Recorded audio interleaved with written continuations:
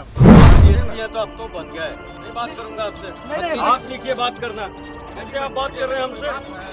दो धरना दो जी थाने पे, आओ धरना देंगे, आपको पढ़ाएंगे, एजुकेशन देंगे। चलिए आओ बिठाओ।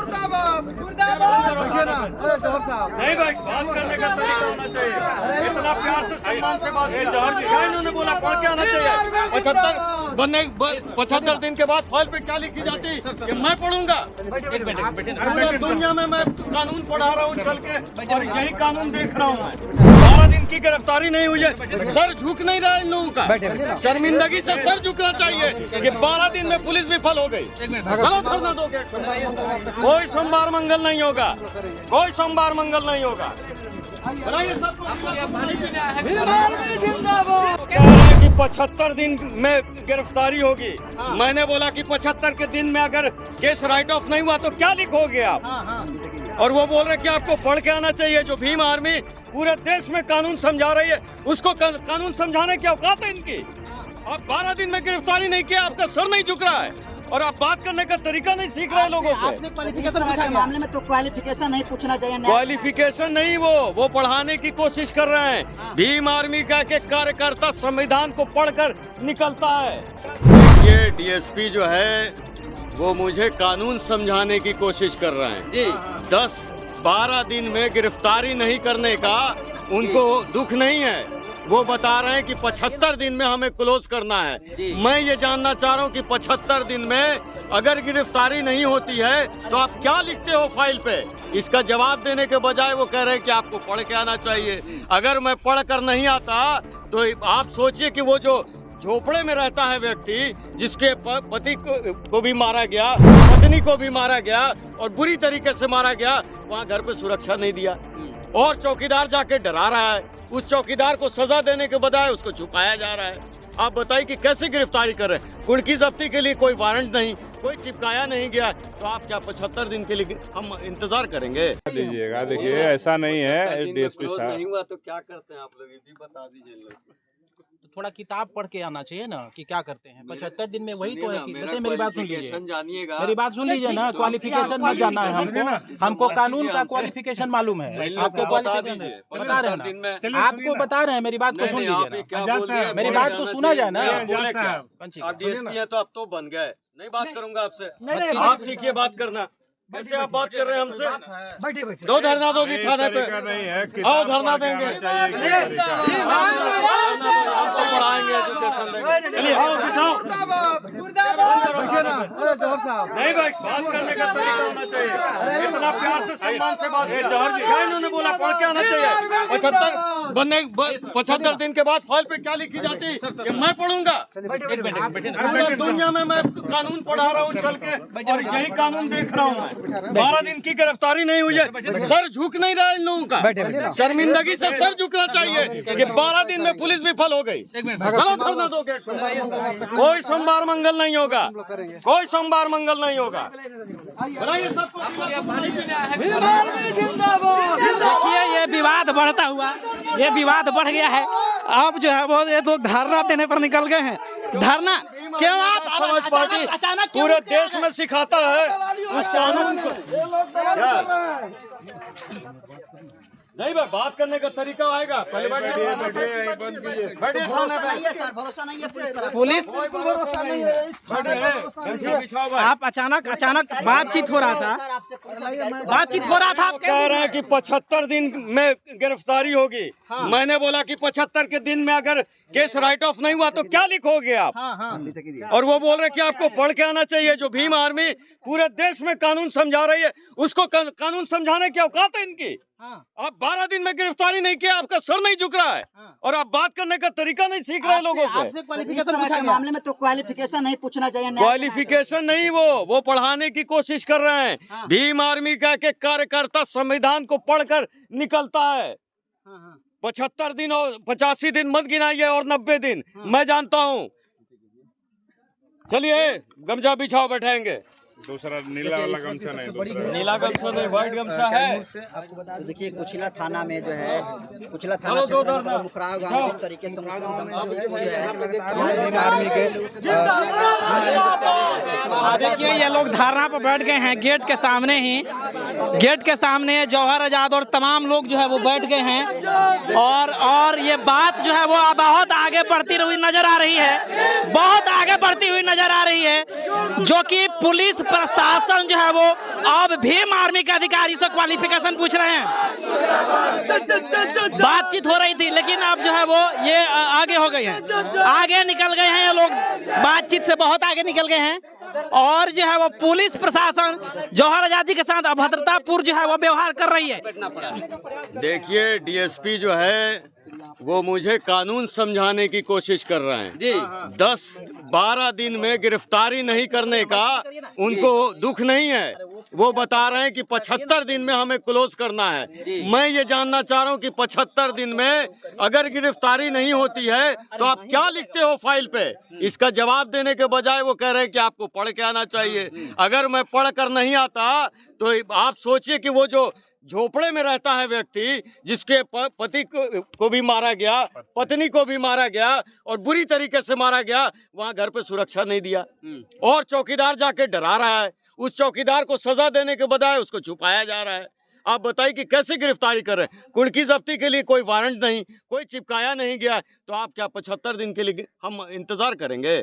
इतना समय है बहुत, 48 घंटे का समय लेके आया हूँ। थाना का ताला बंद रहेगा, चक्का जाम रहेगा, अब गिरफ्तारी करो 24 घंटे। पुलिस प्रशासन जगह जगह रेड तो मार ही रही है सर। भैया रेड का तो मैं कह रहा हूँ ना कि अभी छोटी भांजी उसके साथ लुक्का छिपी खेल रहा हूँ मैं, देखता हूँ कि कहाँ छुपी हुई है, फिर भी ढूंढता रहता हूँ, कहाँ छुपी हो बाबू, कहाँ छुपी हो बाबू करता रहता हूँ। यही काम पुलिस कर रही है, यही पुलिस कर रही है 24 घंटे। भाई इनके तंत्र नहीं होते, इनके इन्फॉर्मर नहीं होते। ये कह रहे हैं कि एयरटेल का सर्वर डाउन है, एयरटेल का मोबाइल मैं यूज कर रहा हूँ, एक दिन भी सर्वर मेरा डाउन नहीं हुआ, पूरा वर्किंग में है। तो ये सारे बहाने जो है ना, ये बहुजन समाज पे अत्याचार पे आते हैं। याद इनको याद दिला देंगे। संविधान के मुताबिक हम धरने पे बैठे हैं, इनको नहीं हो तो हमें भी गिरफ्तार कर लें। अपराधी को नहीं पकड़ सकते तो संविधान रक्षकों को पकड़ दें। बिहार को आप के द्वारा सर आपको पढ़ने की बात कही गई है, मतलब क्या सोच करके कही गई है? उन्होंने कहा कि 75 दिन के अंदर हमें केस क्लोज करना है, तो मैंने उनसे यही जानना चाहा कि केस क्लोज अगर 75 दिन में गिरफ्तारी नहीं कर पाए तो आप केस क्लोज में क्या लिखेंगे, ये जनता को बता दीजिए।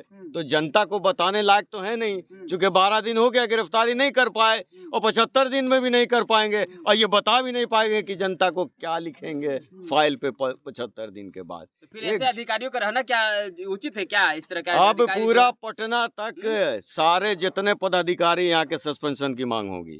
कब तक धरना पर रहिएगा सर? धरना पे रहेंगे, गिरफ्तारी करेंगे, चौकीदार को सस्पेंड करें, चौकीदार को सस्पेंड करें, वहाँ सुरक्षा भेजें। उसके बाद आश्वासन दे रहे हैं। पुलिस बात करने के लिए तैयार है तो फिर क्यों नहीं बात कर रहे? नहीं, पुलिस क्या वार्ता है? पुलिस ऐसे वार्ता करती है क्या कि आपको पढ़ कर के आना चाहिए? आप गिरफ्तारी नहीं कर रहे हैं, आपसे पूछा जा रहा है कि 75 दिन के बाद आप परिवार को क्या जवाब दीजिएगा, क्या कार्रवाई कीजिएगा? अगर अपराधी नहीं पकड़ा जाता है तो उस पर कह रहे कि आपको पढ़ के आना चाहिए कि पुलिस क्या करती है। तो हम पूछते हैं कि आप इतना पढ़े लिखे हैं तो 12 दिन घटना को बीत गया, अपराधी अभी भी फरार है और आपका एक चौकीदार आप कह रहे कि जिसको हम डांटे थे वो अपराधी जो है उसके संपर्क का है और स्वजातीय है, और वो चौकीदार जो पीड़ित परिवार है उसको धमका रहा है, ज़बरदस्ती उसको केस मैनेज करने के लिए चौकीदार के माध्यम से दबाव दिलवाया जा रहा है। तो ये डीएसपी साहब जो इतने पढ़ने का घमंड है, तो आप काहे नहीं अपने चौकीदार पे कार्रवाई कर रहे हैं, काहे नहीं अपराधी को पकड़ रहे हैं?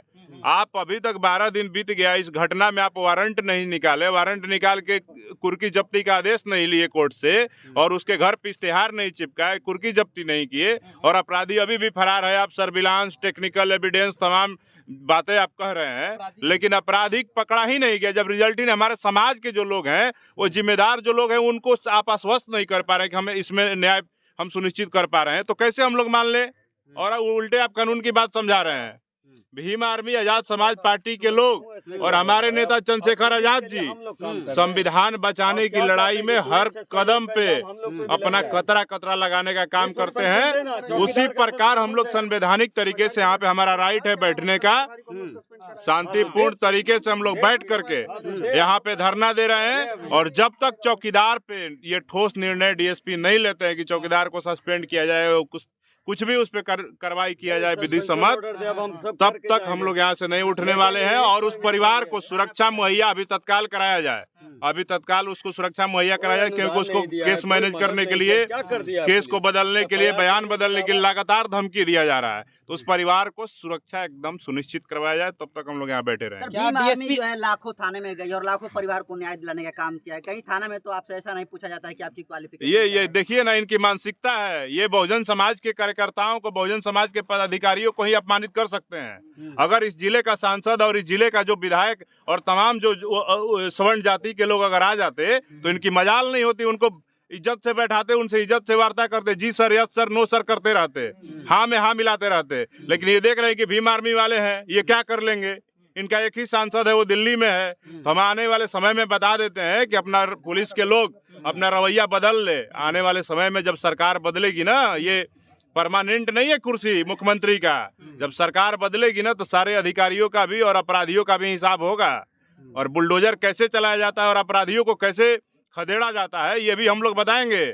और हम बहुजन समाज के लोगों ने इस देश में दिखाया है 4 बार उत्तर प्रदेश में शासन चला करके कि अपराधियों में किस प्रकार का खौफ था, और वही खौफ हम लोग बिहार में भी पैदा कर देंगे। पुलिस सिखाएगी भीम आर्मी के पदाधिकारियों को कि कानून पढ़ के तौर पे दिखा रहा है। पुलिस एकदम यहाँ पे अपराधियों का पक्ष कर रही है और पुलिस के लोग नहीं चाहते हैं कि अपराधी पकड़ा जाए। और जितना डिले करेंगे, ये अपराधी जो है कोर्ट से एंटीसिपेटरी बेल ले करके फिर इन पुलिस वालों के सामने ये खड़े हुए और घूमते हुए नजर आएंगे और इनके औकात बताने का काम करेंगे कि देखो तुम्हारा कानून और सब कुछ धरा रह गया, हम बेल लेकर के हम फ्री में घूम रहे हैं और तुमको जितना कार्रवाई करना था करके दिखाओ। और उस परिवार को क्या न्याय मिलेगा जब ये पुलिस का ये रवैया है। जब जिम्मेदार पदाधिकारी हमारे संगठन के पार्टी के हैं और उनके साथ इस तरह का रवैया, उससे पूछ रहे हैं कि आपको पढ़ के आना चाहिए, तो ये सीधे तौर पे दिखा रहा है कि यहाँ पे कानून व्यवस्था कुछ नहीं है। यहाँ पे सिर्फ और सिर्फ कमजोरों को दबाने का, अपमानित करने का प्रयास किया जाए। बिल्कुल अपमान करने का प्रयास डीएसपी साहब का था। महसूस कर रहे हैं वो बेचारे। हाँ, ये सीधे तौर पे यहाँ पे हम लोग का मांग उसको नहीं पूरा किया जाएगा, नहीं हटने वाले हैं। तो देखिए ये लोग जो है वो धरना पर बैठ गए हैं। अब देखने वाली बात होगी, बहुत शांतिपूर्ण ढंग से पुलिस और अधिकारियों के बीच जो है वो बातचीत हो रहा था, लेकिन ये लोग जो है वो अब बातचीत करने के मूड में नहीं है। ये लोग बैठ गए हैं और ये मांगे हो रही है बाबा साहब के नारा और अधिकार के मांग को लेकर के ये लोग जो है वो बैठ गए हैं। अब उठने के नाम नहीं ले रहे हैं। बहरहाल आगे क्या होता है हम आपको बताएंगे।